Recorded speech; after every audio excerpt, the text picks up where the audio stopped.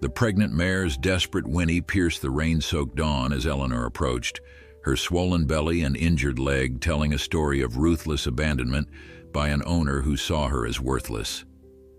Eleanor's weathered hands trembled with rage when she recognized the Sterling Stables tattoo, knowing that saving this animal would mean standing against the most powerful man in the county. Before we continue, don't forget to subscribe to the channel, like the video, and comment where in the world you're watching from. Let's go. The estate of Maxwell Sterling sprawled across the countryside like a kingdom unto itself.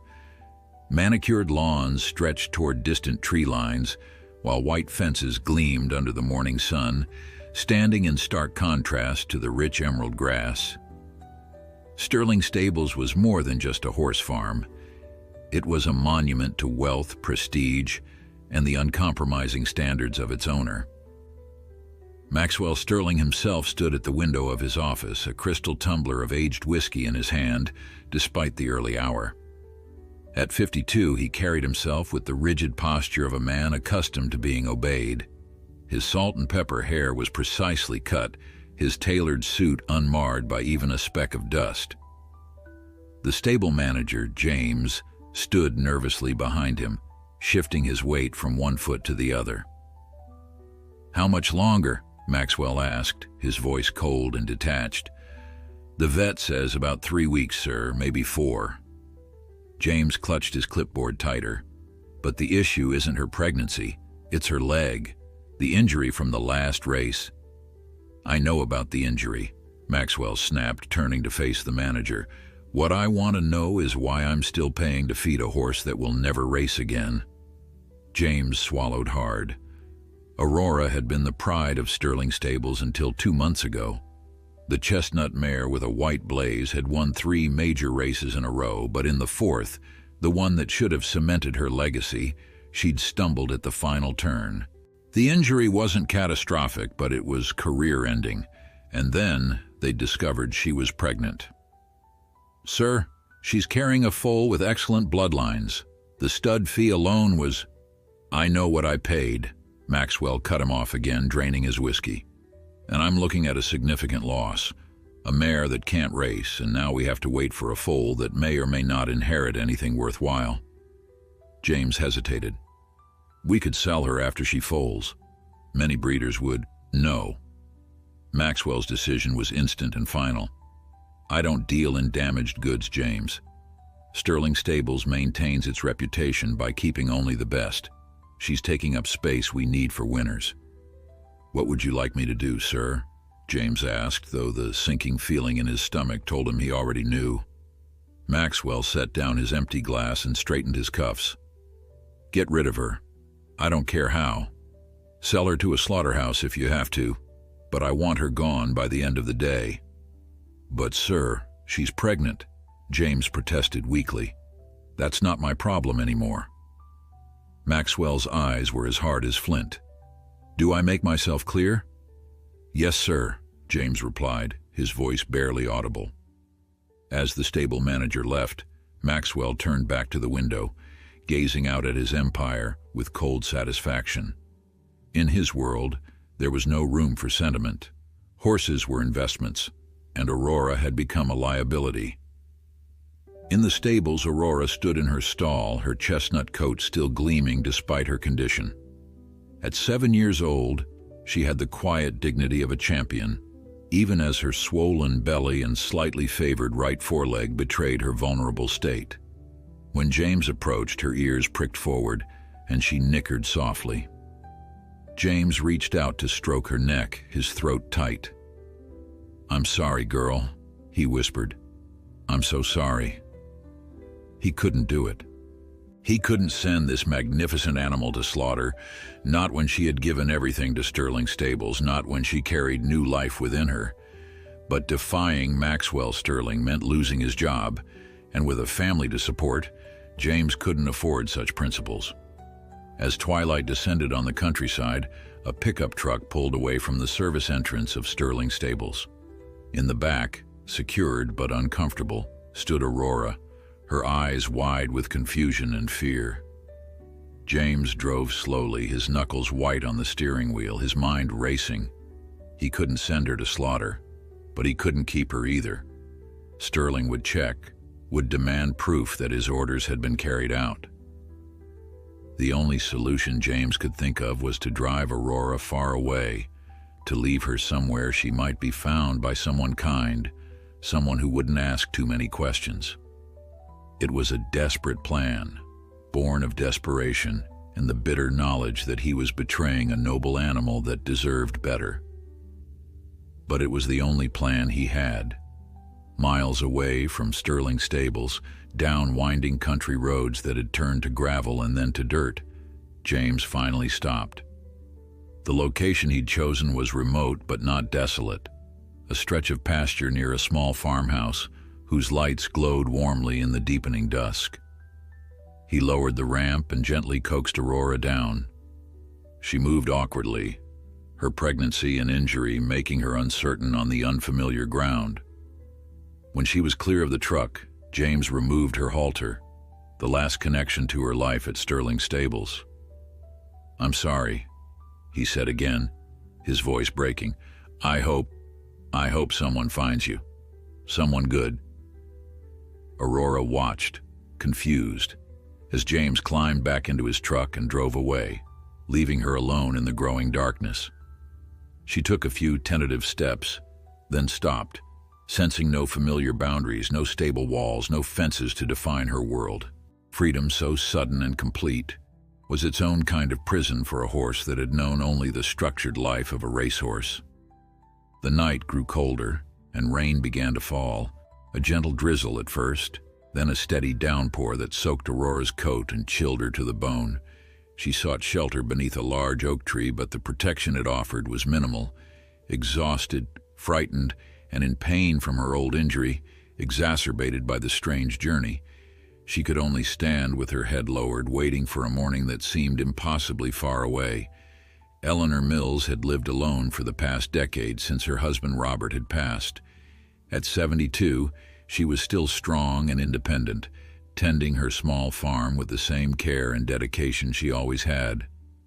The farmhouse that had been lit up in the dark had been her home for over 40 years, and though it was becoming harder to maintain as she aged, she refused to consider leaving.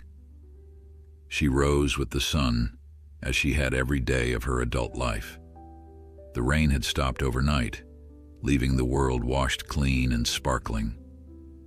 Eleanor put on her boots and coat, ready to begin her morning chores, starting with feeding the few animals she kept: a couple of goats, a small flock of chickens, and an ancient donkey named Bartholomew, who had been with her longer than most of her human friends.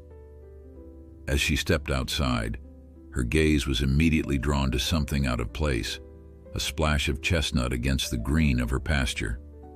Eleanor squinted, then grabbed her walking stick and set out to investigate, her curiosity overcoming her usual caution. What she found stopped her in her tracks.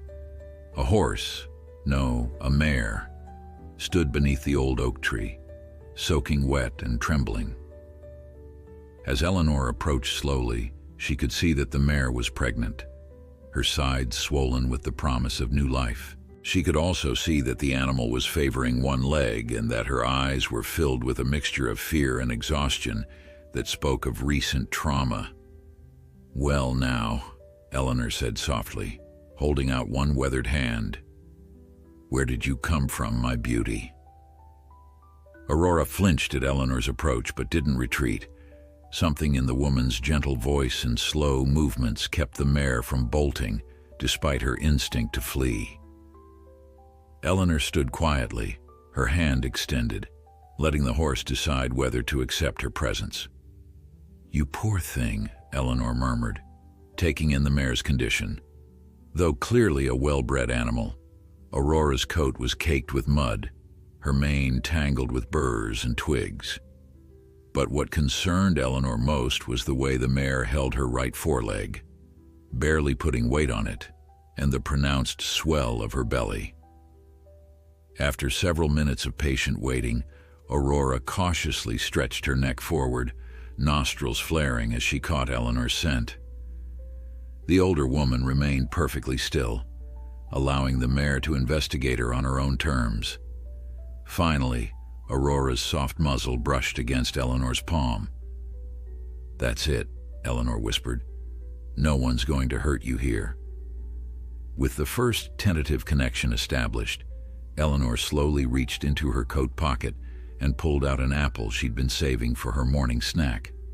She held it flat on her palm, and Aurora's ears perked forward with interest. The mare's lips gently took the offering, and Eleanor smiled as she watched the animal eat. "You're hungry, aren't you? And thirsty too, I imagine." She glanced at the dark clouds gathering on the horizon. More rain coming. Let's get you somewhere dry. Leading a horse without a halter or rope was no simple task, especially one as skittish as Aurora had become. But Eleanor had spent a lifetime with animals and understood their ways. She spoke continuously in a low, soothing voice, offering encouragement and the occasional treat from her pocket, slowly guiding Aurora toward the small barn where Bartholomew and the other animals were housed. The journey, though short in distance, took nearly an hour. Aurora moved gingerly, stopping frequently to rest her injured leg. Each time, Eleanor waited patiently, never pushing or pulling, allowing the mare to set the pace. By the time they reached the barn, a light rain had begun to fall again, and both woman and horse were damp and tired. Inside, Bartholomew brayed a greeting, curious about the newcomer. The goats peered over their stall doors with inquisitive eyes, while the chickens clucked and scratched, indifferent to the drama unfolding.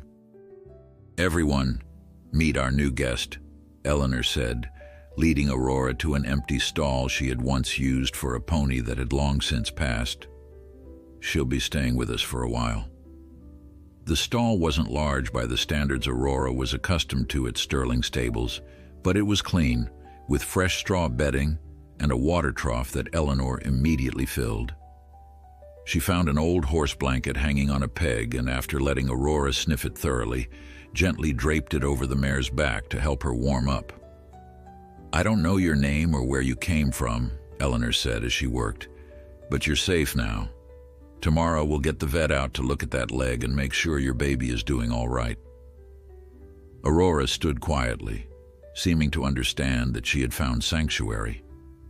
When Eleanor brought a flake of hay and a bucket of water, the mare ate and drank gratefully, some of the fear leaving her eyes with each passing moment.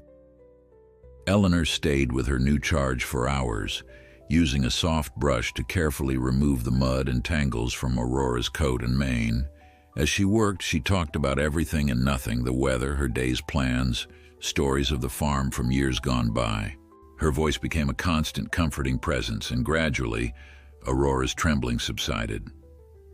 "You're going to be just fine," Eleanor promised as she finally prepared to leave the barn for the night.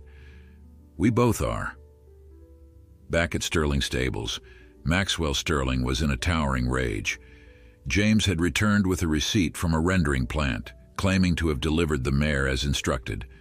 But an anonymous call from a worker at the plant, hoping for a reward, had revealed the truth.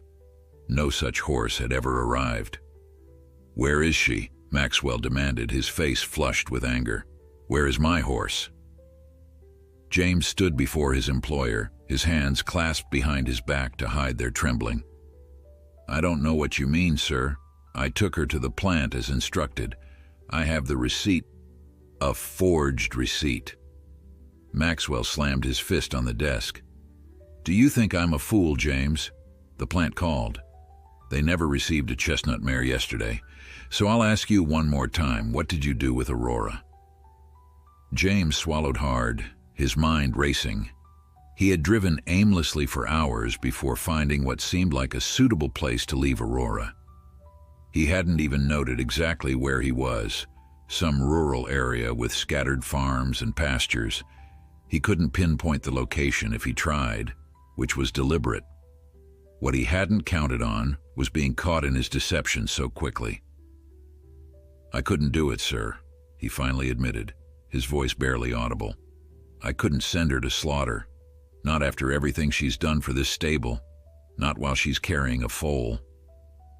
Maxwell's eyes narrowed. So you took it upon yourself to disobey a direct order? Yes, sir, I did. Where is she now? James hesitated. I don't know exactly. I drove out to the country and left her near a farm. I thought someone might find her and take her in. You abandoned a valuable thoroughbred? Maxwell's voice was dangerously quiet. A pregnant mare with my stable's markings on her? I removed her halter and blanket, James said. There's nothing to connect her to Sterling Stables. Except her registration tattoo, you idiot. Maxwell exploded. Any vet or knowledgeable horse person will be able to identify her. Do you have any idea of the legal implications? The damage to my reputation if this gets out? James hadn't considered the tattoo inside Aurora's lip, the permanent mark that identified her as a registered thoroughbred. His plan, hastily conceived in desperation, suddenly seemed terribly flawed. You're fired, Maxwell said coldly. Clear out your things immediately.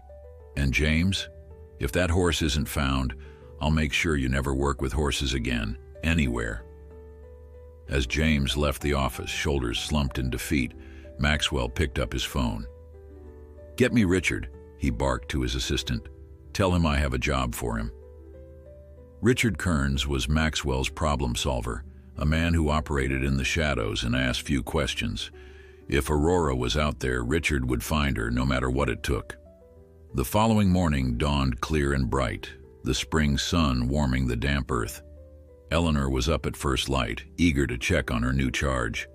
She found Aurora standing alert in her stall, looking better after a night of rest and shelter. The mare nickered softly when she saw Eleanor, a sound that warmed the older woman's heart. Good morning to you too, Eleanor said, entering the stall with a bucket of fresh water and an armful of hay. Feeling better today, are we? As Aurora ate, Eleanor gently examined her injured leg. The swelling seemed worse in the daylight, and the mare still avoided putting weight on it. Eleanor frowned with concern. She had already called the local veterinarian, Dr. Sarah Chen, who had promised to stop by later that morning. While she waited for the vet, Eleanor continued to make Aurora comfortable, bringing a soft brush to groom her coat until it gleamed in the sunlight streaming through the barn windows. As she worked, she found herself humming old lullabies, the same ones she had once sung to her children, now grown with families of their own. You know, she told Aurora, it's been too quiet around here lately. Maybe you're exactly what this old place needed. Dr. Sarah Chen arrived just before noon, her veterinary truck kicking up dust as it rolled down Eleanor's long gravel driveway. At 35, Sarah was relatively new to the area, having taken over the practice from the retiring Dr. Fulton 3 years ago. Though some of the older farmers had been hesitant to trust the young woman from the city, Eleanor had taken to her immediately, appreciating her straightforward manner and genuine care for animals. Morning, Eleanor, Sarah called as she climbed out of the truck, medical bag in hand. Where's this mystery horse you told me about? Eleanor led the vet to the barn, filling her in on how she'd found Aurora. She just appeared soaking wet and terrified. Someone abandoned her, and in her condition... The older woman's voice trailed off, her disapproval evident. When they entered the barn, Aurora's ears pricked forward at the sight of a stranger. She shifted nervously in her stall, eyes darting between Eleanor and the newcomer. It's all right, girl, Eleanor soothed. Dr. Chen is here to help. Sarah whistled low under her breath as she got her first good look at the mare. She's a beauty, isn't she? Thoroughbred by the look of her. She approached slowly, speaking in the same gentle tones she used with all frightened animals. Let's have a look at you, lovely. With Eleanor's calming presence, Aurora allowed Sarah to examine her. The vet checked her vital signs first, then carefully palpated her swollen abdomen. The foal seems healthy, Sarah announced after a while, Strong heartbeat, good positioning. I'd say she's about 8 months along, give or take a week. Eleanor released a breath she hadn't realized she was holding. That's good news. Now for that leg. Sarah knelt down to examine the injury, her touch professional but gentle. Aurora flinched but didn't pull away. Old tendon injury. Partially healed but aggravated recently, probably from her journey here. She'll need rest, anti-inflammatories, and eventually some gentle rehab exercises. As Sarah continued her examination, she paused at Aurora's head, gently lifting the mare's upper lip. Just as I thought, she has a registration tattoo. Eleanor frowned. What does that mean? It means she's a registered thoroughbred racehorse. This isn't just any abandoned horse, Eleanor. Someone paid a lot of money for her. Sarah peered at the numbers and letters tattooed on the inside of Aurora's lip. With this, I can find out who she belongs to. Eleanor's face hardened. Whoever she belonged to abandoned her pregnant and injured in the rain. I'd say they forfeited any right to her. Sarah gave her a sympathetic look. I understand how you feel, but legally, she was abandoned on my property, Eleanor interrupted, her voice firm. In my day, that made her my responsibility. The vet sighed, recognizing the steel beneath Eleanor's gentle exterior. She'd seen it before when something threatened the older woman's sense of justice. Let me at least check the registry, find out her story. There might be more to this than we know. Eleanor hesitated, then nodded reluctantly. Fine, but I'm not giving her up to someone who'd treat her this way.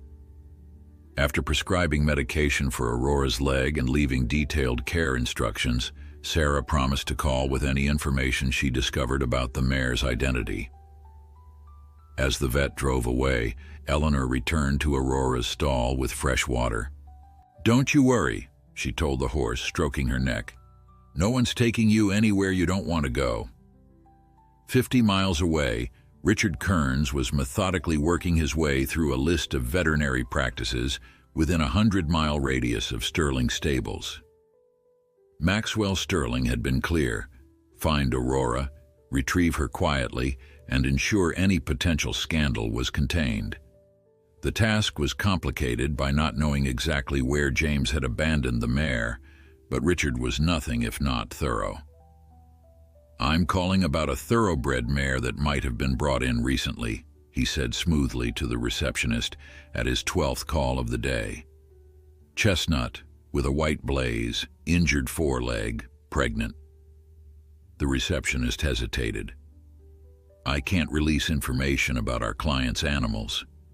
Of course I understand, Richard replied, his voice practiced and reassuring. It's just that this mare belongs to Sterling Stables. Perhaps you've heard of Maxwell Sterling, racing royalty.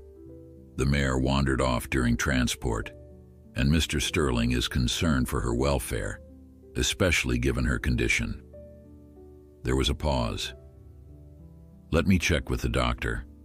Richard waited patiently, knowing that dropping Maxwell's name often opened doors.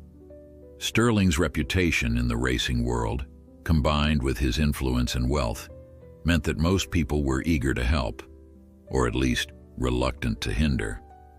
After a few minutes, the receptionist returned. I'm sorry, sir. We haven't seen any horse matching that description. Richard thanked her and moved on to the next number on his list. He would find Aurora eventually. It was only a matter of time. Back at Eleanor's farm, the day passed peacefully. Eleanor spent much of it in the barn, dividing her attention between her regular chores and her new charge. She found herself talking to Aurora more and more, sharing stories and thoughts as if the mare could understand every word. My Robert would have loved you, she told Aurora as she replaced the straw in her stall. He always said we should have proper horses, not just old Bartholomew. No offense to Bart, of course, she added, glancing at the elderly donkey who was watching them with what seemed like amused tolerance. Aurora nickered softly in response, nudging Eleanor's shoulder with her muzzle. The gesture brought a smile to the older woman's face. "You're understanding more every hour, aren't you?" She patted the mare's neck. "Smart girl." As dusk approached, Eleanor settled Aurora for the night with fresh hay and water, then returned to her farmhouse. The small, weathered structure had once been filled with the sounds of family. Her 3 children running through the halls, Robert's deep laugh echoing in the kitchen, holiday gatherings that spilled out onto the porch. Now it was quiet, save for the occasional visit from her daughter, who lived in the next county. Eleanor didn't mind the solitude most days. She had her routines, her animals, her garden. But finding Aurora had awakened something in her, a sense of purpose that had been dormant since Robert's passing. There was something about the mare's dignity in the face of abandonment, her quiet strength despite her vulnerability, that resonated deeply with Eleanor. After a simple dinner, Eleanor settled in her favorite armchair, with a cup of tea and her account books.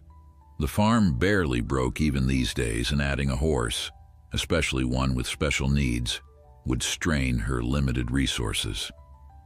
She frowned at the figures, calculating what Aurora's care would cost.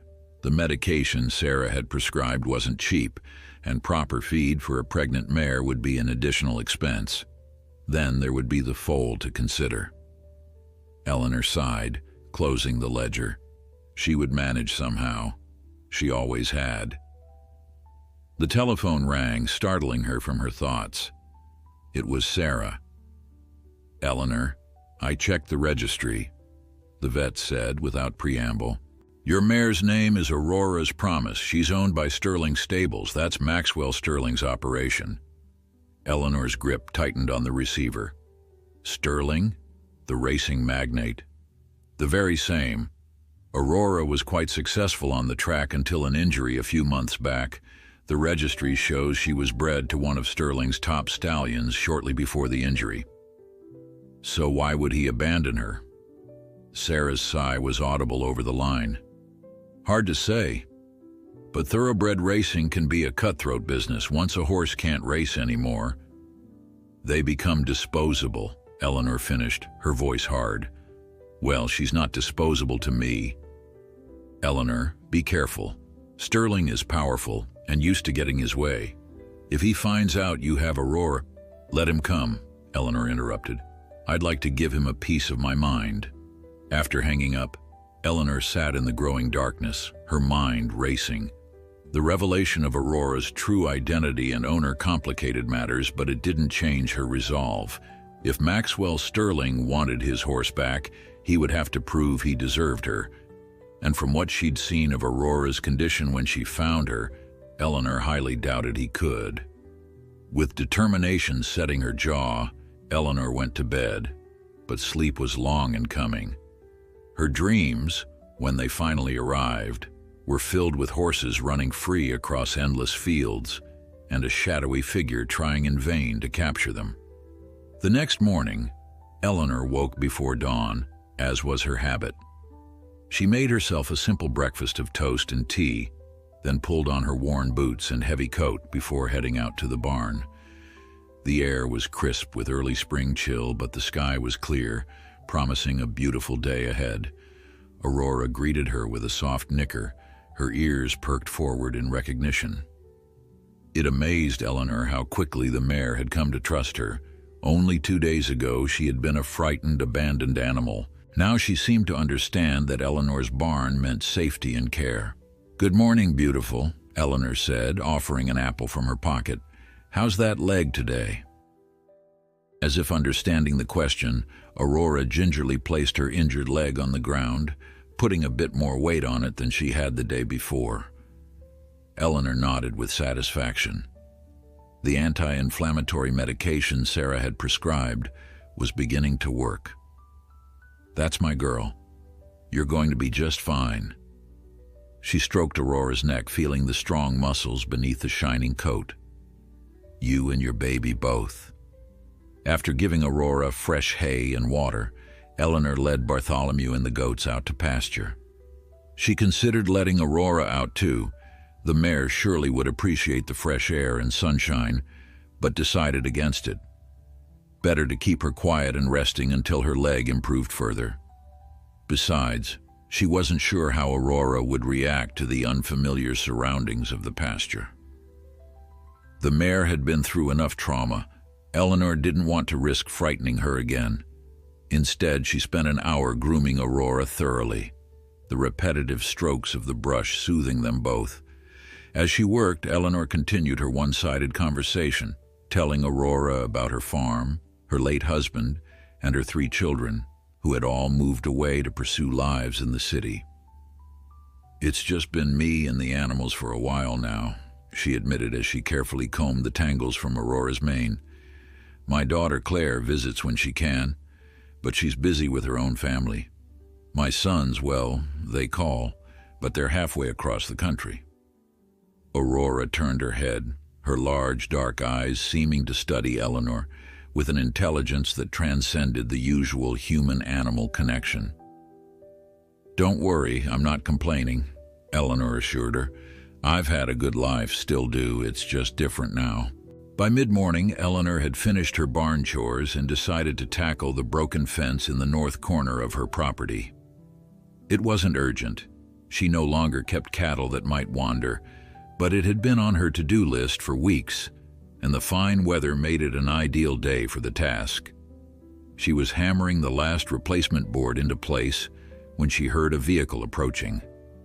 Shading her eyes against the sun, she saw a sleek black car making its way up her dusty driveway. Eleanor frowned. She wasn't expecting visitors, and the vehicle was definitely not from around here, too new, too expensive for the working farms that made up her rural community. She set down her hammer and walked back toward the house, arriving just as the car pulled to a stop. A man stepped out, tall, well-dressed, with a smile that didn't quite reach his eyes. Eleanor recognized the type immediately, a city person who thought country folk were simple and easily manipulated. "Mrs. Mills?" he called, approaching with hand extended. "Richard Kearns. I hope I'm not intruding." Eleanor didn't take his hand. "What can I do for you, Mr. Kearns?" If he was offended by her coolness, he didn't show it. "I'm looking for a horse, a thoroughbred mare that went missing a few days ago.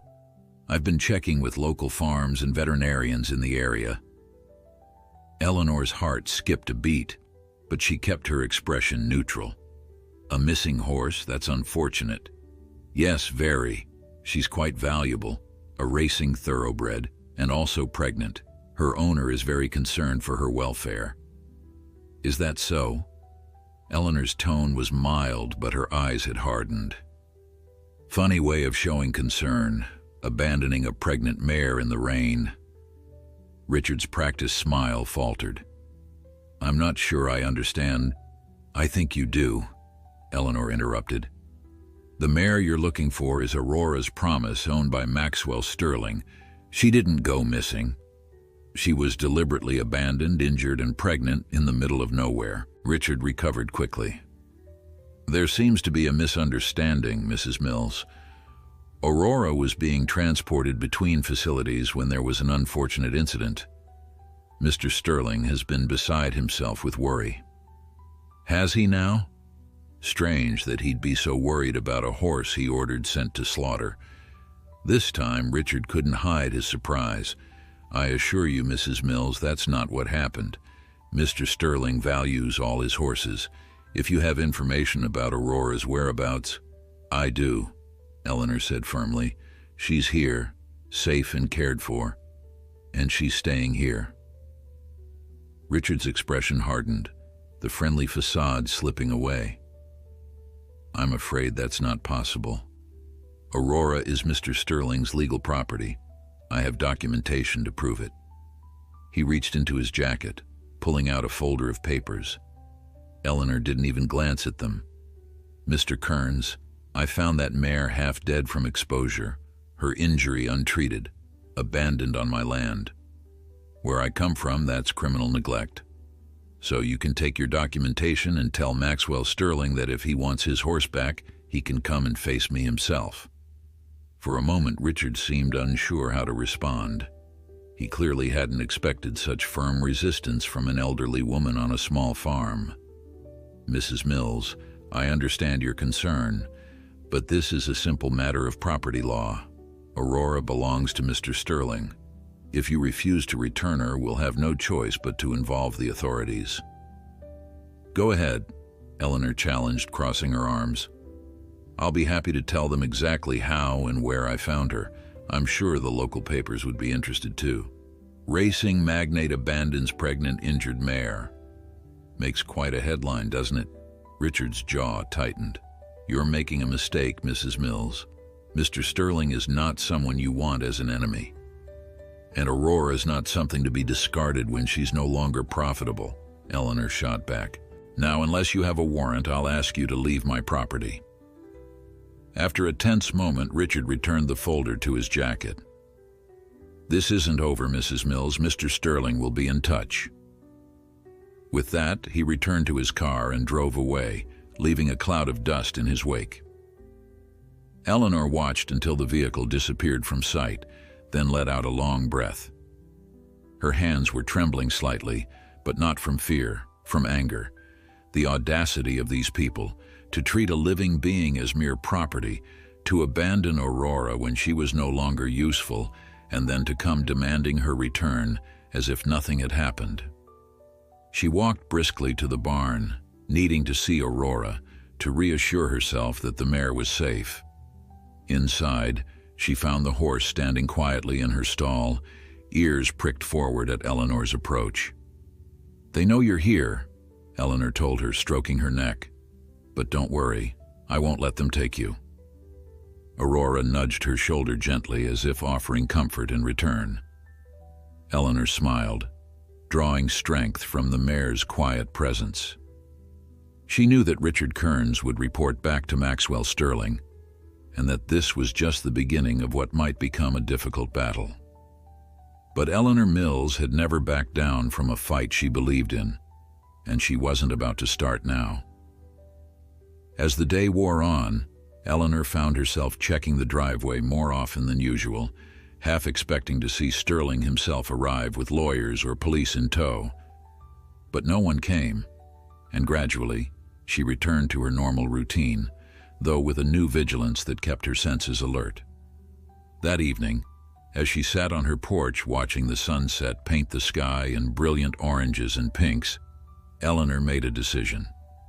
If Sterling was going to try to take Aurora back, she needed allies, people who would stand with her against his wealth and influence. She would start with Sarah Chen. The young vet had seemed genuinely concerned for Aurora's welfare. With renewed determination, Eleanor went inside to make some calls. This wasn't just about one horse anymore. It was about standing up to the kind of callous disregard that treated living creatures as disposable commodities, and Eleanor intended to win. Sarah Chen arrived at Eleanor's farm the following afternoon, her veterinary truck kicking up the same dust cloud that Richard Kearns's sleek car had the day before. But unlike Kearns, Sarah's presence brought Eleanor a sense of relief rather than apprehension. "I came as soon as I could," Sarah said as they walked toward the barn. "Your message sounded urgent."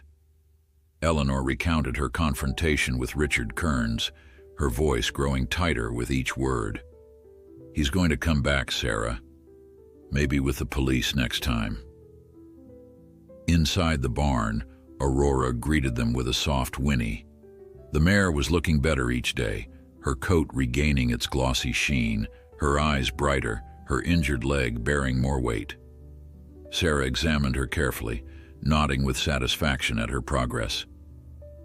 "The leg is healing nicely," she confirmed, "and the foal seems to be developing normally. But you're right to be concerned about Sterling. Men like him are used to getting their way." Eleanor leaned against the stall door, watching as Sarah gently palpated Aurora's swollen abdomen. "What can I do? I won't give her back to that man. Not after what he did." Sarah straightened up, her face thoughtful. "I've been thinking about this since our call last night. Sterling abandoned Aurora. That's animal cruelty, plain and simple. But proving it might be difficult. James, Eleanor said suddenly, the stable manager who left her here. He must have done it because he couldn't bear to follow Sterling's orders. If we could find him, he might be willing to testify against his former boss. Sarah finished, nodding slowly. It's worth a try, but even if we find him, we're still facing an uphill battle. Sterling has resources, connections. So do we, Eleanor countered firmly. This is a close community. People here value what's right over what's profitable, and they don't take kindly to outsiders who think their money puts them above the law. Sarah smiled, impressed by the older woman's determination. You're right, and I have a few connections of my own. My brother is an attorney who specializes in animal welfare cases. He's in the city, but I'm sure he'd be interested. As they continued to discuss their strategy, Aurora watched them with those intelligent eyes that seemed to understand more than should be possible for a horse. When Eleanor glanced her way, the mare nickered softly, as if offering encouragement. We'll protect you, Eleanor promised, reaching out to stroke Aurora's velvety muzzle. Both of you. After Sarah left, Eleanor made more calls. By evening, she had spoken with several neighbors, the local feed store owner, and even the editor of the small county newspaper. Each conversation strengthened her resolve. These were people who had known her for decades, who understood her character and trusted her judgment. If Eleanor Mills said Aurora had been abandoned and mistreated, they believed her. The next morning brought a new visitor, Tom Henderson, Eleanor's nearest neighbor, and the owner of a modest dairy farm. Tom was in his 60s, a widower like Eleanor, with a weathered face that spoke of years working under the sun and a quiet dignity that commanded respect in the community. Heard you might be having some trouble, he said, without preamble, as Eleanor offered him coffee on the porch. Thought I'd come see if there's anything I can do. Eleanor explained the situation, Tom listening silently, occasionally nodding. When she finished, he set down his mug with deliberation. I remember when Robert was alive, how you two would help anyone who needed it, he said, never asking for anything in return. So you just tell me what you need, Eleanor. I'm here. Tears pricked at Eleanor's eyes. Thank you, Tom. That means more than I can say. Tom stayed for an hour, meeting Aurora and helping Eleanor reinforce the barn's lock. Just in case, he said. Before leaving, he promised to spread the word among other farmers in the area to keep an eye out for strangers or unusual activity. As Tom drove away, Eleanor felt a weight lift from her shoulders. She wasn't alone in this fight. The community was rallying around her, just as they had when Robert had fallen ill, just as they always did when one of their own needed support. Inside the barn, Eleanor found Aurora standing at the stall door, watching her expectantly. The mare had grown accustomed to their daily routine, grooming, gentle exercise, and most importantly, Eleanor's constant conversation. Today, Eleanor had something new to share. We have friends, Aurora, she said as she began brushing the mare's coat. Good people who understand what matters. Aurora leaned into the brushstrokes, a small gesture of contentment that warmed Eleanor's heart. Their bond had deepened with each passing day, transcending the usual relationship between human and animal. Eleanor sometimes felt that Aurora had been sent to her for a reason, that they had found each other precisely when they both needed someone to care for, someone to trust. Meanwhile, at Sterling's stables, Maxwell Sterling was seething. Richard Kearns's report had sent him into a rage unlike any his staff had witnessed before. The idea that an elderly woman on a rundown farm was defying him, threatening to expose his business practices to the press, it was intolerable. She's bluffing, Maxwell insisted, pacing his opulent office. She's an old woman living alone. She can't possibly think she can win against me. Richard, seated across from him, was less certain. Mrs. Mills seemed very determined, sir, and she knows exactly what happened to Aurora, that she was deliberately abandoned. Maxwell stopped pacing. James, he spat the name like a curse. He must have told her. I don't think so, sir. It seemed more like she had pieced it together herself. And she has the support of the local veterinarian, Dr. Chen, who confirmed Aurora's identity through her registration tattoo. Maxwell's face darkened. I want that horse back, Richard. I don't care what it takes. She's carrying a foal that could be worth hundreds of thousands if it inherits the right traits. I'm not losing that investment because some bleeding heart old woman thinks she knows better than I do how to run my business. I understand, sir, but perhaps a more diplomatic approach. Diplomacy be damned. Maxwell slammed his fist on the desk. I tried sending you to handle this quietly, and that failed. Now we do it my way. He reached for the phone. I'm calling my attorney. We'll get a court order and the sheriff if necessary. That horse is my property, and I'm going to prove it. Richard hesitated. Sir, if this becomes a legal matter, Mrs. Mills's accusations about Aurora's abandonment might become public record. The publicity will be controlled, Maxwell finished coldly. I don't pay my PR team obscene amounts of money to sit on their hands. If this story leaks, we'll spin it.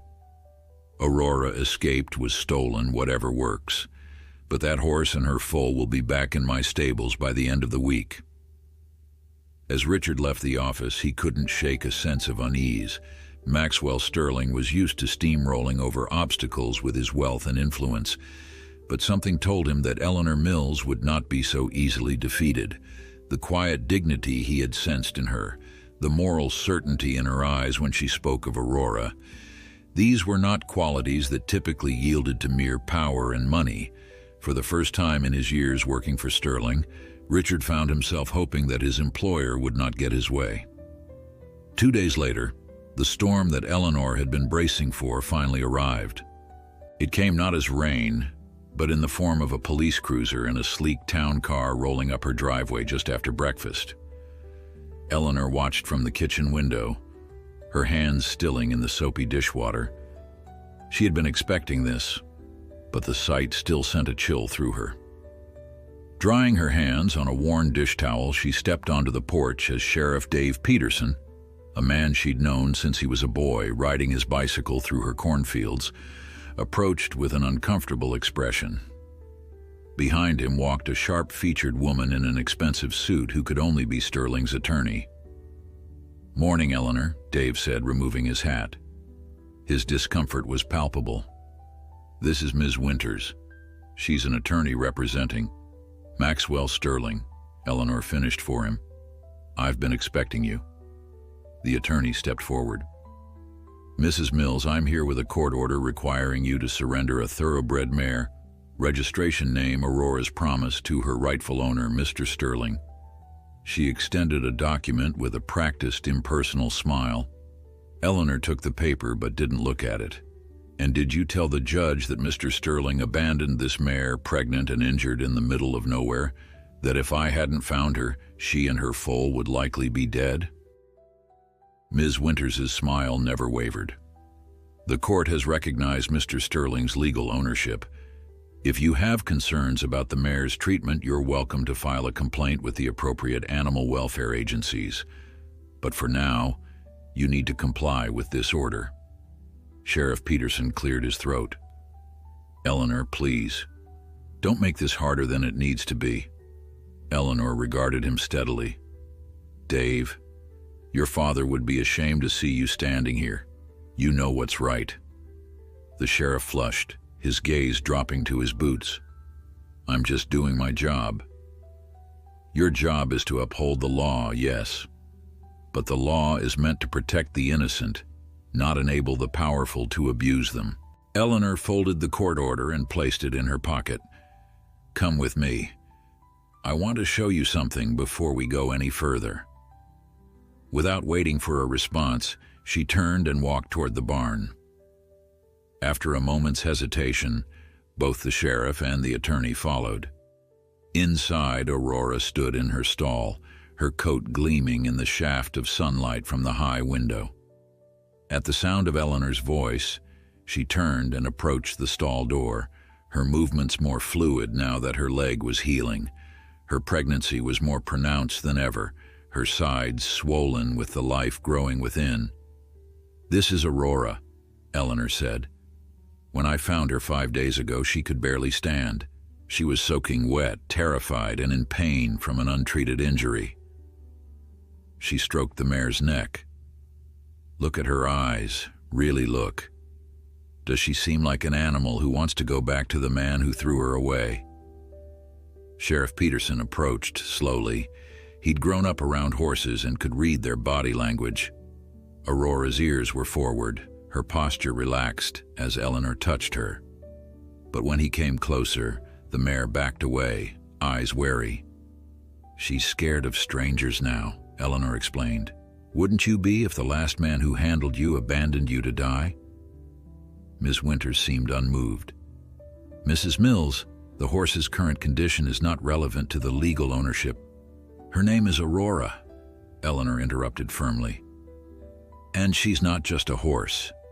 She's a living being who was abused and discarded when she was no longer profitable. If you take her back to Sterling, what do you think will happen to her? To her foal?" A flicker of uncertainty crossed the attorney's face, but she quickly recovered her professional demeanor. "Mr. Sterling has assured me that Aurora and her foal will receive the best possible care." "Like the care she received when he ordered her sent to slaughter," Eleanor challenged. At this, both the sheriff and the attorney looked startled. "That's a serious accusation," Ms. Winters said carefully. "It's the truth," Eleanor replied. "Ask the stable manager who couldn't bring himself to follow those orders. Ask him why he drove Aurora miles away and left her in the rain rather than deliver her to the rendering plant." Sheriff Peterson frowned. "Eleanor, do you have proof of this?" Before she could answer, the sound of vehicles approaching drew their attention. Through the barn door, they could see several trucks and cars pulling into Eleanor's driveway. Tom Henderson was the first to step out, followed by at least a dozen other neighbors and community members. Sarah Chen's veterinary truck pulled up moments later. Tom approached the barn, his weathered face set in determined lines. "Everything all right here, Eleanor?"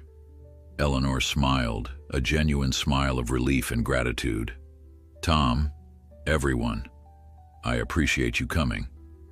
The sheriff looked increasingly uncomfortable as more people gathered outside the barn. Ms. Winters' composed facade showed the first cracks of concern. "What is this?" she asked. "This," Eleanor said, "is community. These people understand what it means to care for the vulnerable, to stand up for what's right even when it's difficult." Sarah Chen entered the barn, medical bag in hand. "I'm here for Aurora's scheduled checkup," she announced, then addressed the attorney directly. "As her treating veterinarian, I strongly advise against moving her at this time. The stress could endanger both her and the foal." Ms. Winters glanced from Sarah to the growing crowd outside, then back to Eleanor. The simple legal matter she had expected was rapidly becoming far more complicated. "Sheriff," she said, "I believe we need to enforce the court order." Dave Peterson looked torn. He had known Eleanor Mills his entire life. His father had considered Robert Mills one of his closest friends, and he couldn't ignore the community members gathering outside, people who elected him, people whose respect he valued. "Ms. Winters," he said slowly, "I think we need to take a step back here.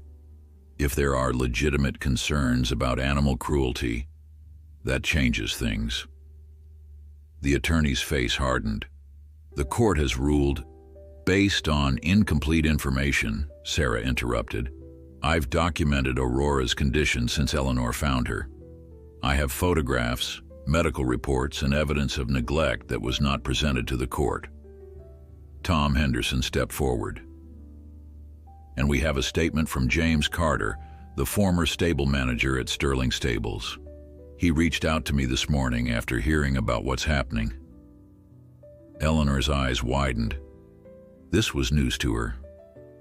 Tom continued, James is willing to testify that he was ordered to dispose of Aurora because she could no longer race. He has text messages from Sterling himself. Ms. Winter's composure finally cracked. This is becoming a circus. Sheriff, do your job. Dave Peterson looked at the court order, then at Aurora, then at the faces of the community members he had known his entire life. Finally, his gaze settled on Eleanor. I think, he said carefully, that there are sufficient concerns here to warrant a delay. I won't remove the horse today. Ms. Winters's face flushed with anger. This is completely irregular. Mr. Sterling will not be pleased. Perhaps Mr. Sterling should come and see for himself what his actions have caused, Eleanor suggested. Tell him he's welcome at my farm any time. Aurora and I will be waiting. The attorney gathered her briefcase with sharp, angry movements. This isn't over, Mrs. Mills. Not by a long shot. With that, she stalked out of the barn, brushing past the gathered neighbors without acknowledgement. Sheriff Peterson lingered a moment longer. Eleanor, you're playing with fire here. Sometimes that's the only way to bring light to darkness, Dave, she replied softly. After they left, the community members gathered around Eleanor, offering support and reassurance. Sarah checked Aurora thoroughly, confirming that both mare and foal continued to improve. But beneath the momentary victory, Eleanor felt a deepening concern. Sterling wasn't a man who accepted defeat gracefully. This reprieve was just that, temporary. The real battle was still to come. Maxwell Sterling's rage was incandescent when Ms. Winters reported her failure to retrieve Aurora. He had expected a simple legal matter, present the court order, collect his property, end of story. Instead, he faced a rural community, rallying around an elderly woman, a sheriff unwilling to enforce a valid court order, and now, most infuriatingly, the prospect of his former stable manager testifying against him. This is unacceptable, he fumed, pacing his office while Ms. Winters sat rigidly in the leather chair across from his desk. I pay you exorbitant fees to handle these matters cleanly. With all due respect, Mr. Sterling, this situation has become more complex than anticipated, the attorney replied, her voice carefully neutral. Mrs. Mills has garnered significant community support, and there are now serious allegations of animal cruelty that cannot be ignored. Allegations? That horse was my property. What I chose to do with it is subject to animal welfare laws, Ms. Winters cut in, a rare interruption that showed her own discomfort with the situation. Mr. Sterling, if James Carter testifies that you ordered Aurora sent to slaughter while pregnant and injured, we face significant legal and public relations problems. Maxwell stopped pacing, his face flushed with anger. But beneath the rage was something less familiar to him: uncertainty. For decades, his wealth had insulated him from consequences. Problems were solved with money, opposition crushed with legal maneuvers. Yet here he was, stymied by a collection of farmers and an old woman. What do you suggest? He asked finally, his tone clipped. Ms. Winters hesitated, then said, Go there yourself. Meet with Mrs. Mills. See the horse. Perhaps a settlement can be reached that satisfies both parties. You want me to negotiate with a horse thief? I want you to resolve this before it becomes a public relations nightmare, she responded firmly. The racing community watches you closely, Mr. Sterling.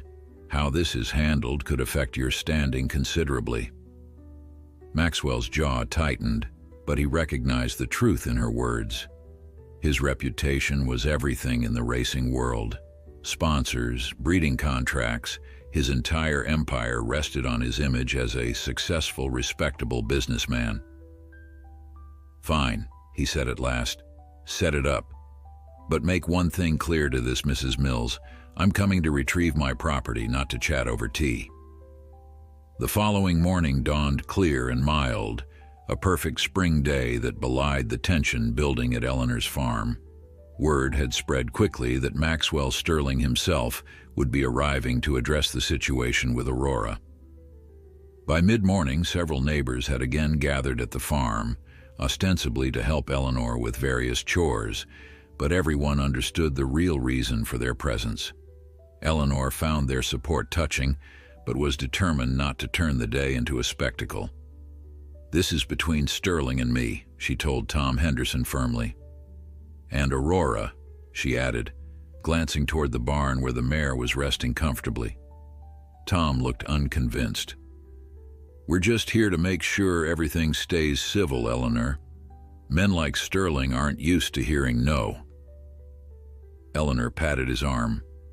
"I've dealt with difficult men before, Tom. I'll be fine." Inside the barn, Eleanor checked on Aurora one last time before Sterling's arrival. The mare's condition had improved remarkably in the weeks since Eleanor had found her. Her coat gleamed from daily grooming, her injured leg was bearing weight more confidently, and her eyes were bright and alert. The only thing that had grown was her pregnant belly, which now bulged prominently at her sides. "We have a visitor coming today," Eleanor told her, stroking her neck. "He might not be very pleasant, but don't you worry. I won't let him upset you."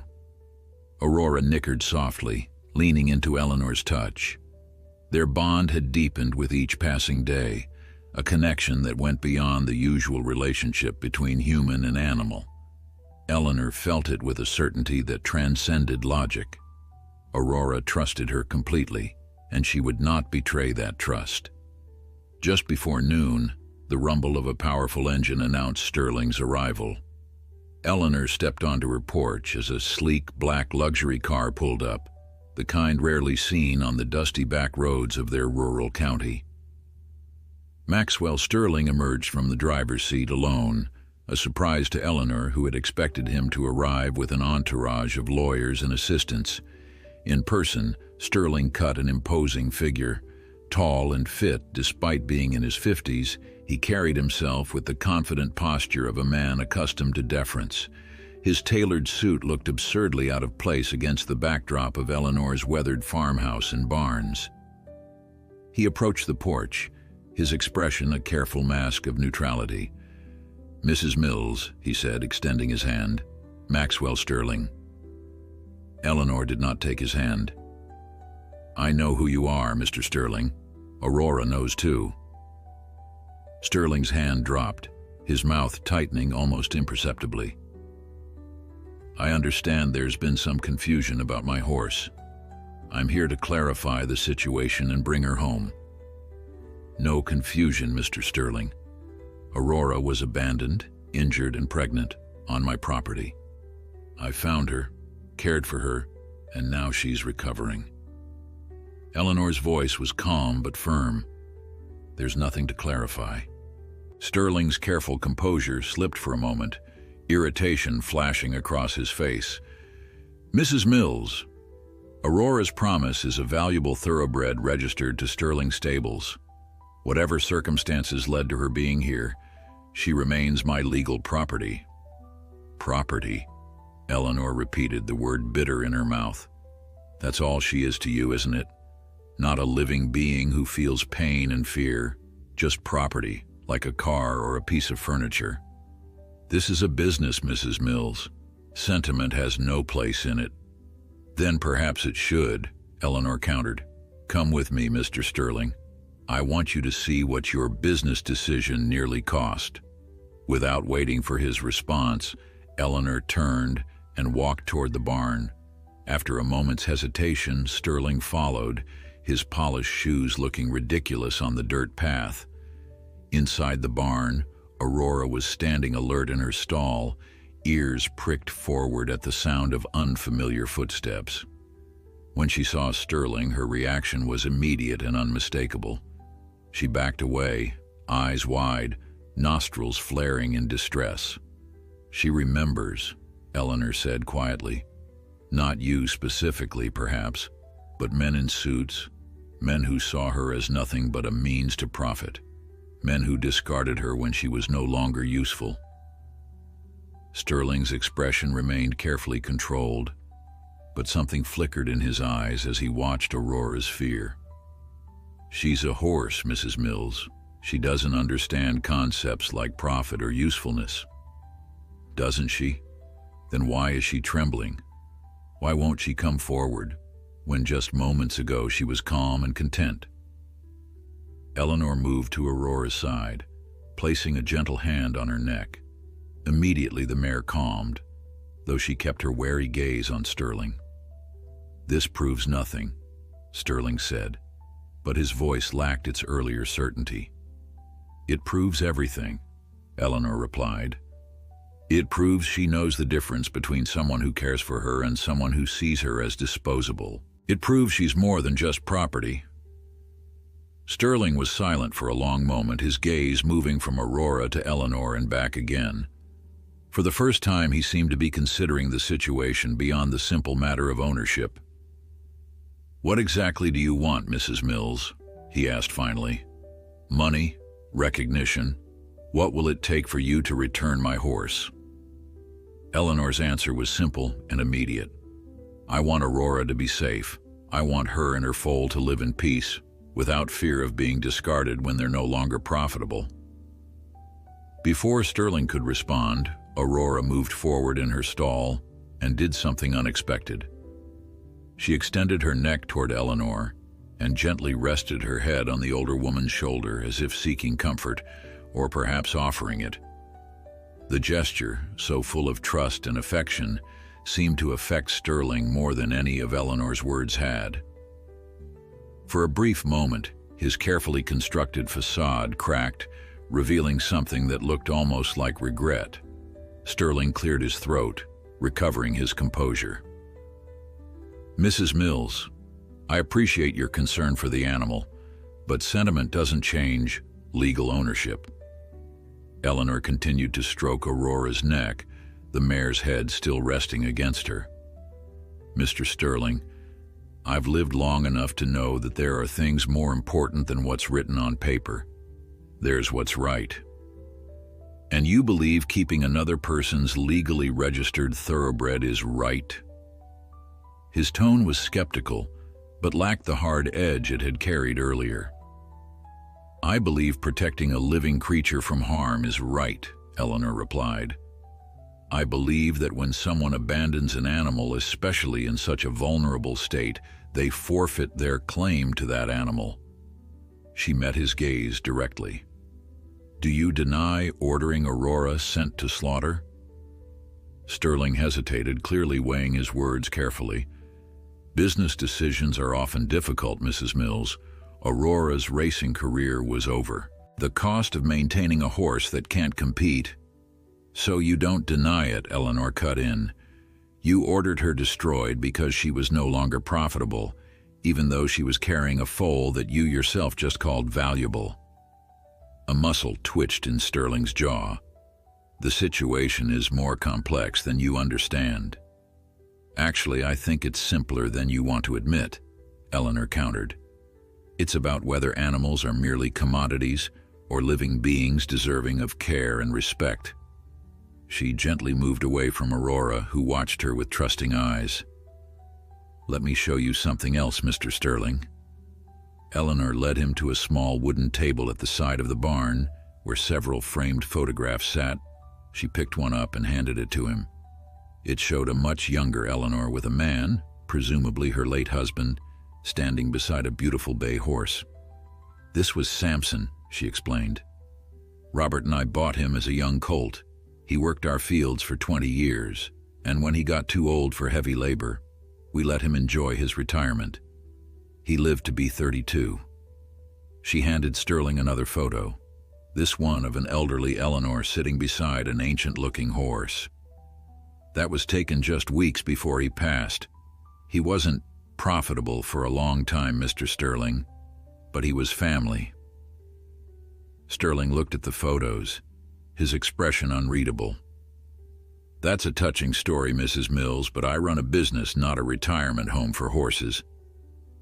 "And that's the difference between us," Eleanor said simply. "You see Aurora as an asset on a balance sheet. I see her as a living being who deserves care and dignity." She placed the photos back on the table. "What kind of man are you, Mr. Sterling? Are you someone who can look at a pregnant mare that trusted you, that gave you years of service and victory, and still order her destroyed because she's no longer useful?" The directness of the question seemed to catch Sterling off guard. He glanced back at Aurora, who watched them warily from her stall. "You don't understand the racing business," he said finally, but his voice had lost some of its certainty. "Decisions must be made based on economics, not emotion." "I understand more than you think," Eleanor replied. "I understand that when your business practices require you to betray the animals that serve you, perhaps there's something wrong with your business, not with the animals." Outside the barn, they could hear the murmur of voices, Eleanor's neighbors still keeping their vigil, still ready to support her if needed. Sterling seemed to become aware of them again, his expression hardening slightly. "This has become a spectacle," he said. "I didn't come here for a lecture on ethics from someone who knows nothing about thoroughbred racing." "No, you came to take Aurora," Eleanor agreed. "But I'm hoping you'll leave with something more valuable, a reminder of the responsibility we have to the animals in our care." Sterling's laugh was short and humorless. "Mrs. Mills, your idealism is admirable, but impractical. Do you have any idea how many thoroughbreds are bred each year? How many fail to make the grade? The industry cannot sustain every horse that doesn't succeed as a racer." "Perhaps the industry needs to change then," Eleanor suggested quietly. "Perhaps success should be measured by more than just race victories and profit margins." For a moment, Sterling seemed genuinely at a loss for words.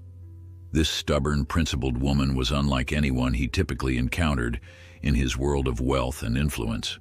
She couldn't be intimidated, couldn't be bought, couldn't be swayed by his usual tactics.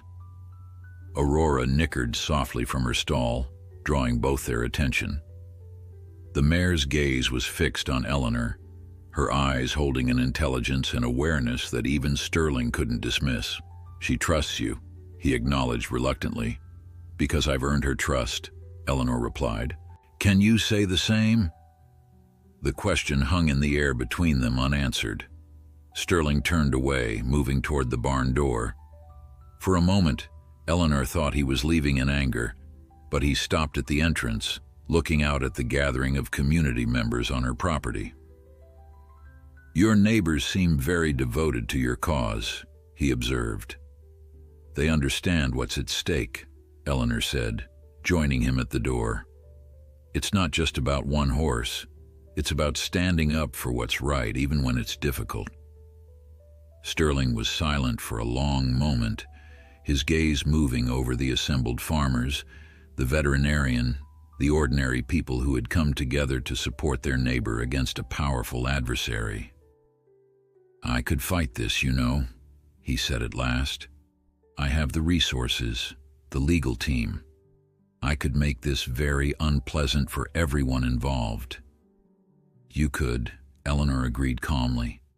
"But what would that accomplish, besides proving that you have more money and influence than a group of rural farmers? Would it change the fact that you ordered Aurora abandoned? Would it erase what James Carter is prepared to testify to?" Sterling's expression tightened at the mention of his former stable manager. James exceeded his authority. "James showed humanity," Eleanor corrected gently. "He couldn't bring himself to send a pregnant mare to slaughter, even when ordered to by his employer. That speaks to his character, Mr. Sterling. What does your order speak to about yours?" The question seemed to strike home. Sterling's carefully maintained facade cracked further, revealing a flicker of genuine discomfort. "What would you have me do, Mrs. Mills?" he asked, his voice lower now. "Simply walk away from a valuable thoroughbred? Pretend this never happened?" "I would have you do what's right," Eleanor answered simply. "For Aurora and her foal, yes, but also for yourself." She regarded him steadily. There must have been a time, Mr. Sterling, when you loved horses for more than what they could earn you, when you saw their beauty, their spirit, their heart. I'm asking you to remember that time. Sterling's gaze drifted back to Aurora, who had moved to the front of her stall again, watching them with those intelligent, wary eyes. For the briefest moment, something like nostalgia crossed his face. I was 12 when I got my first horse, he said quietly, the admission seeming to surprise even him. A stubborn little pony named Rusty, not valuable, not a winner, but... He trailed off, then shook his head as if to clear away the memory. That was a long time ago. Not so long that you can't remember how it felt, Eleanor suggested gently. To care for an animal simply because you loved it, not because of what it could do for you. For a moment the mask slipped completely, and Eleanor saw not Maxwell Sterling, the powerful racing magnate, but simply a man confronting uncomfortable truths about what he had become. The moment passed quickly. Sterling straightened his shoulders, his face closing off again, though not quite returning to the cold mask he'd worn upon arrival. You make it sound simple, Mrs. Mills. It isn't. The right thing rarely is, Eleanor acknowledged, but that doesn't make it any less right. Sterling turned away, walking a few steps into the barnyard. The spring sun caught his profile, highlighting the lines of strain around his eyes and mouth that his wealth and power couldn't erase. Eleanor remained silent, giving him the space to think, to feel, to remember. When he finally spoke again, his voice held a note of weariness that hadn't been there before. Do you know what happened to the first horse I ever bought with my own money? A filly named Star Dancer. Eleanor shook her head. I was 22, just starting out. I'd saved everything, mortgaged everything else. She wasn't a champion bloodline, but she had heart. A ghost of a smile touched his lips. She ran like she had wings, this little filly that no one believed in but me. What happened to her? Eleanor asked softly. Sterling's smile faded. She broke her leg in her third race. The vet said she could be saved, but would never race again. I was young, in debt, couldn't afford a horse that couldn't earn her keep. He looked down at his expensive shoes, now covered in barn dust. I had her put down. It was the practical decision. The admission hung in the air between them. I told myself it was just business, he continued after a moment. That sentimentality had no place in racing, and I built my empire on that principle. He looked back toward Aurora. I've had hundreds of horses since Star Dancer, won more races than I can count, made millions, and somewhere along the way I stopped seeing them as anything but assets on a balance sheet. Eleanor said nothing, sensing that Sterling needed to reach his own conclusions. Aurora was exceptional, he admitted, 3 years of victories, but when she was injured, he shook his head. Same calculation, same result. It doesn't have to be, Eleanor said quietly. Sterling looked at her sharply. What? The same result, she clarified. You made a different choice with Star Dancer. You can make a different choice now. For a long moment, Sterling was silent, his gaze moving between Eleanor and Aurora, between past and present. When he spoke again, his voice was thoughtful. What would you propose, Mrs. Mills? Practically speaking. Eleanor had been considering this question since the moment she'd found Aurora, knowing that eventually she would need a solution that went beyond simply defying Sterling's claim. Aurora stays here, she said firmly. She gives birth on this farm where she feels safe. After that, she hesitated, then continued. I'm not a wealthy woman, Mr. Sterling. I can't afford to keep a thoroughbred in her foal indefinitely. But I know people who can, people who value horses for more than just their racing potential. You want me to surrender my claim entirely? Sterling asked, his business instincts resurfacing. Eleanor considered her words carefully. I want you to do what's best for Aurora and her foal, If that means relinquishing ownership to someone who will care for them properly, yes. Sterling's expression was unreadable. And if I refuse? Then we continue this fight, Eleanor said simply. The community stands with me. Sarah has documented Aurora's condition when I found her. James Carter is willing to testify about your orders. We're prepared to take this as far as necessary. It wasn't a threat, merely a statement of fact, delivered without heat or malice. But the implications were clear. This would not end quietly, and the potential damage to Sterling's reputation was considerable. Sterling seemed to weigh this, his shrewd business mind calculating costs and benefits, risks and rewards. But there was something else in his consideration now, a dimension that hadn't been there before. The memory of the boy who had loved a stubborn pony named Rusty, the young man who had believed in a filly named Star Dancer. The foal, he said abruptly. It carries valuable bloodlines. My stallion, Thunder's Legacy, is one of the finest sires in racing. I understand, Eleanor replied. What are you suggesting? A compromise. Sterling turned to face her fully. Aurora remains here until she foals. You clearly care for her and she responds to you. Afterward, I propose a shared ownership arrangement for the foal. You find a suitable home for Aurora. I'll cover her care costs for life, a sort of pension for her years of service. The foal, once weaned, comes to Sterling stables for proper training. Eleanor frowned. And if the foal doesn't show racing potential? Then it won't be destroyed or sold off, Sterling said, meeting her gaze directly. I give you my word. Eleanor studied him, trying to gauge his sincerity. Your word hasn't meant much to Aurora so far, Mr. Sterling. He accepted the rebuke with a slight nod. Then I'll put it in writing. A legal agreement binding me to these terms. The offer surprised Eleanor. It was more than she had expected. A genuine compromise that acknowledged both her concerns for Aurora's welfare and Sterling's interest in the valuable foal. I'll need to think about it, she said finally, and discuss it with Dr. Chen. She's been Aurora's vet since I found her. Of course. Sterling glanced at his watch, then back at Eleanor. I have a meeting in the city this afternoon. I can return tomorrow for your answer. Eleanor nodded. Tomorrow, then. As Sterling turned to leave, Aurora nickered softly from her stall. Both humans paused, looking back at the mare whose fate they were deciding. Her intelligent eyes moved between them, and for a moment, Eleanor had the strangest feeling that Aurora understood exactly what was happening. She's quite remarkable, isn't she? Sterling said quietly. Yes, Eleanor agreed. She is. Outside the barn, the neighbors watched curiously as Sterling emerged, followed by Eleanor. There was no triumph in either of their expressions, no clear indication of who had prevailed. Instead, there was something unexpected, a tentative respect. Sterling nodded politely to the assembled group before getting into his car.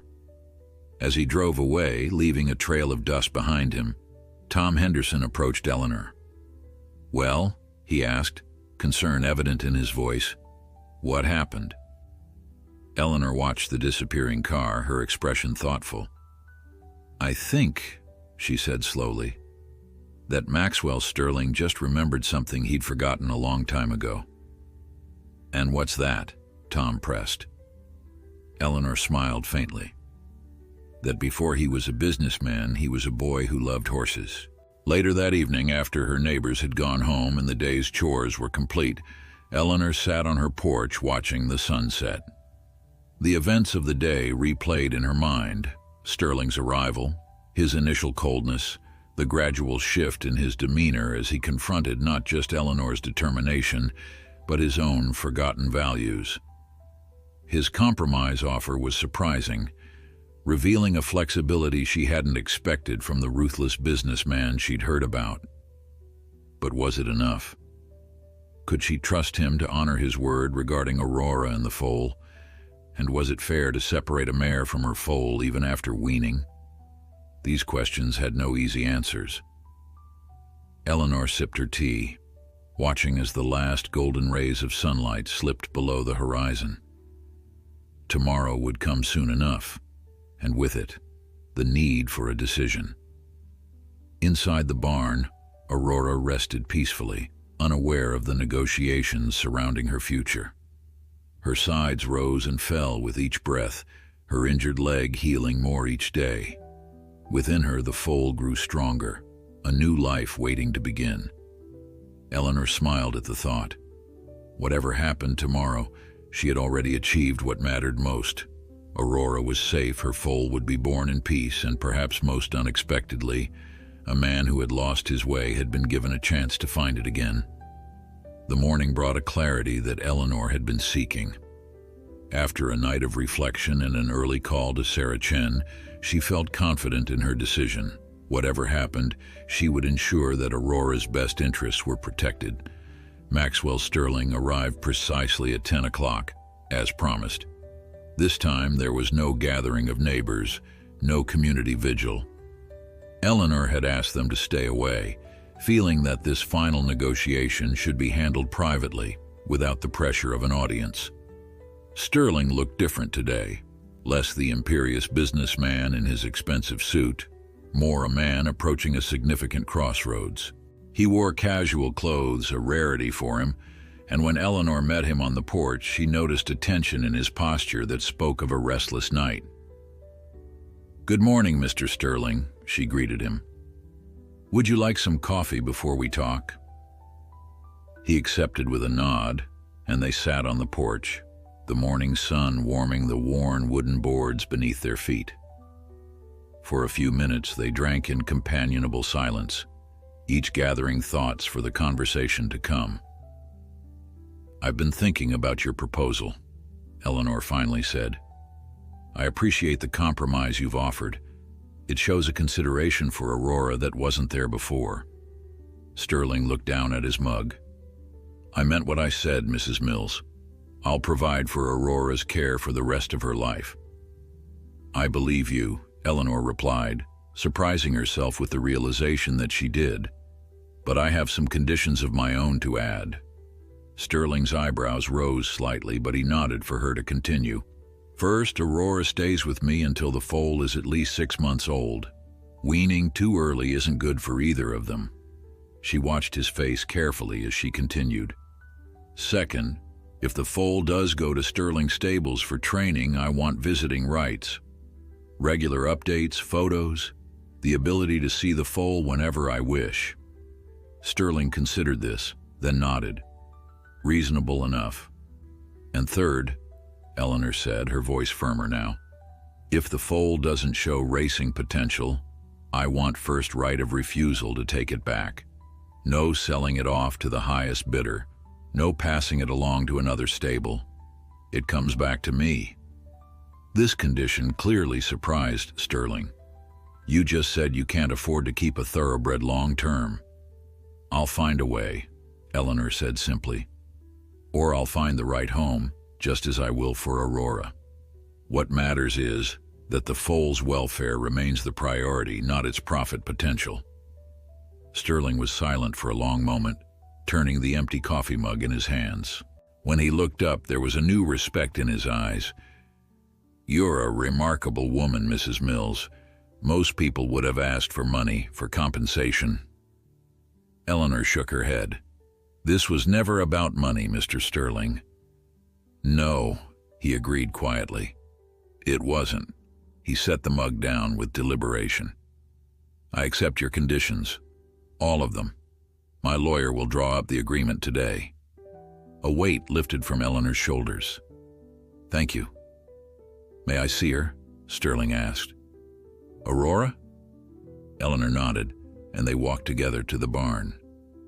Inside, Aurora greeted Eleanor with her usual soft nicker, but regarded Sterling warily, though with less fear than she had shown the day before. "She's looking well," Sterling observed, maintaining a respectful distance. Your care has made a difference." "She's a fighter," Eleanor replied.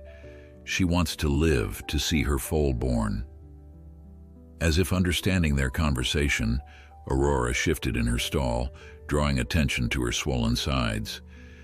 Sterling's expression softened as he looked at the mare, really looked at her, not as property but as a living being carrying new life. "I owe you both an apology," he said, his voice low. "Aurora for what I ordered, and you, Mrs. Mills, for how I've behaved since finding out you had her."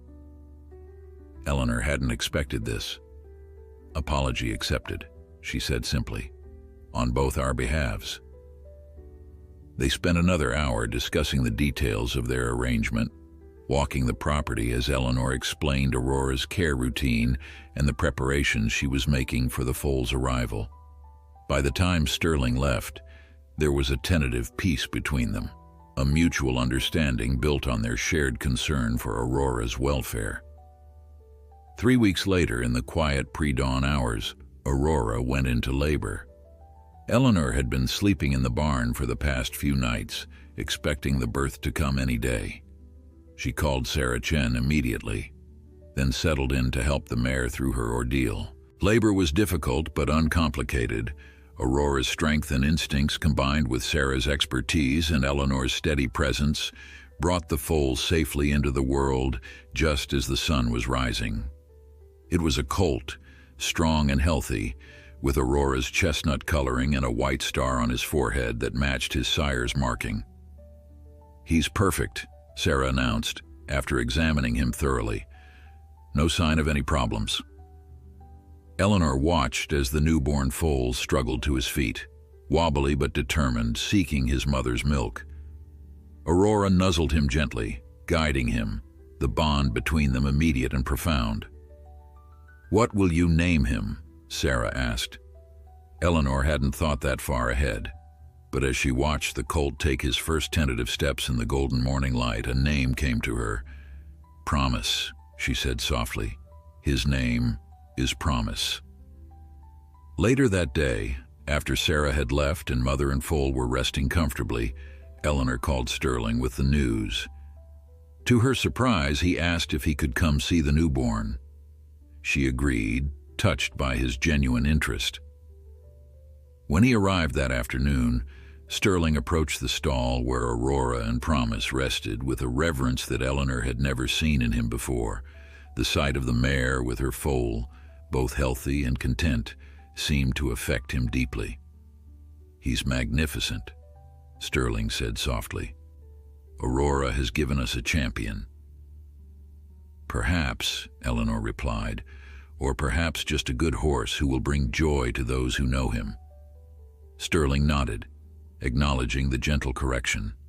"Either way, he's a promise worth keeping." Over the months that followed, a remarkable transformation took place, not just in Aurora, who regained her strength and vitality, or in Promise, who grew into a spirited young colt with his mother's intelligence and his father's strong build, but in Maxwell Sterling himself. True to his word, he provided generously for Aurora's care and visited regularly to check on her and Promise. But more than that, he began to reassess his entire approach to his racing business. Inspired by Eleanor's unwavering principles, he instituted new policies at Sterling stables for the treatment of injured horses and the retirement of those who could no longer race.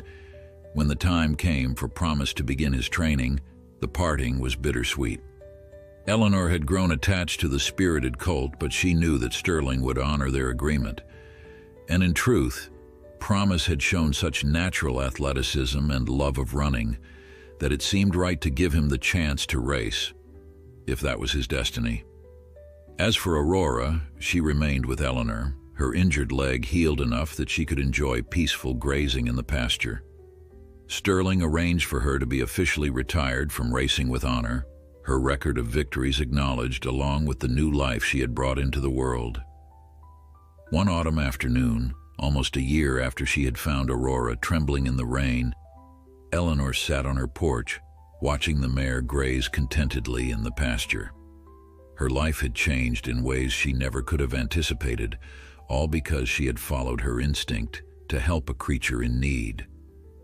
The sound of an approaching car drew her attention. It was Sterling, making one of his now regular visits. As he got out, she noticed he was carrying something, a framed photograph. "I thought you might like to have this," he said, handing it to her as he sat down beside her on the porch. It was a professional photograph of Promise, now in training at Sterling Stables. The colt was captured mid-stride, his chestnut coat gleaming in the sun, his eyes bright with the joy of running. "He's doing well," Sterling told her. "The trainers say he has real potential, but more importantly, he's happy. You can see it in his eyes when he runs." Eleanor studied the photo, smiling at the spirit evident in the young horse's posture. "His mother's son," she said softly. They sat in companionable silence, watching Aurora in the pasture. The mare lifted her head, sensing their attention, and gazed back at them with those intelligent eyes that had first captured Eleanor's heart. "Thank you," Sterling said suddenly. "For what?" Eleanor asked. "For reminding me of what matters." He gestured toward Aurora. "For showing me that sometimes the greatest victories have nothing to do with finish lines." Eleanor smiled, understanding completely. In saving Aurora, she had helped Sterling find something he had lost long ago. Not just his love for horses, but his own humanity. And that perhaps was the most unexpected promise of all.